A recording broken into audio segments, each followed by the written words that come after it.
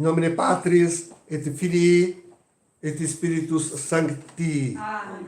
Estamos, queridos, na sexta-feira da primeira semana depois de Pentecostes, celebrando a missa reduzida da festa do corpo de Deus que ontem celebramos. Então, puxa,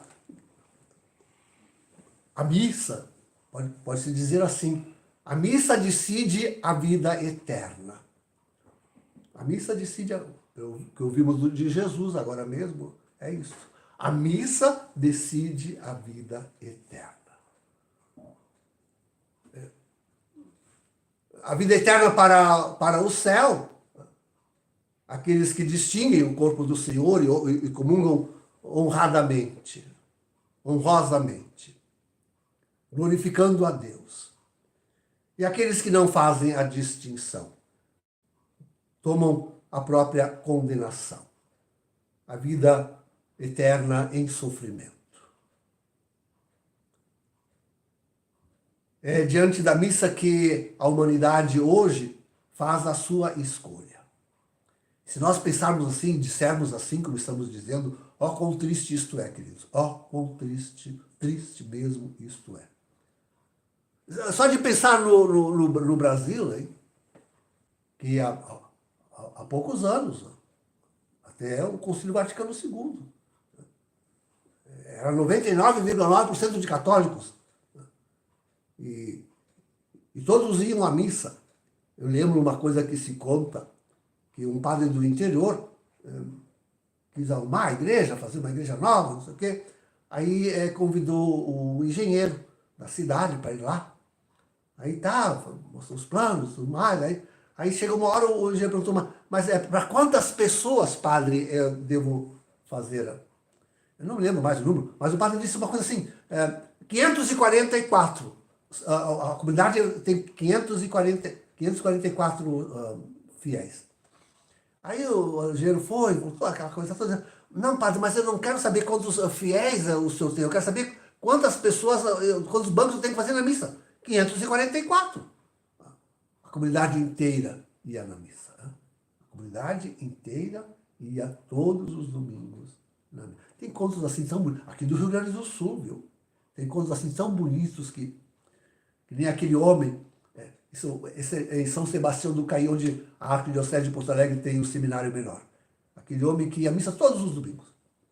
Um homem que trabalhava na roça, saudável, forte, uma filharada, e caiu doente.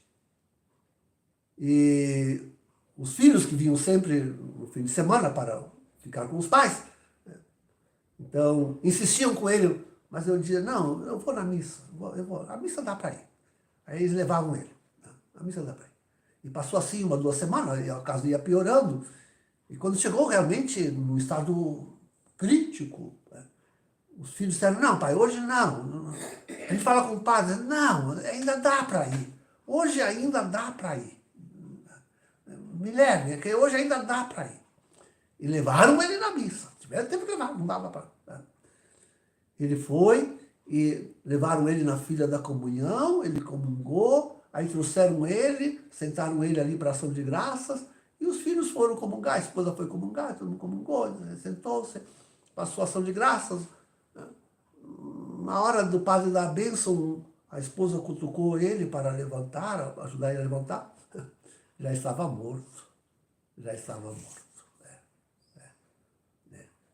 Esse decidiu pela vida eterna, pela vida eterna. Então, queridos, e se nós pensamos assim, bem, quantos hoje, qual é a porcentagem de católicos que vai na missa aqui no Brasil no fim de semana? Eu não sei, nem, mas é mínimo.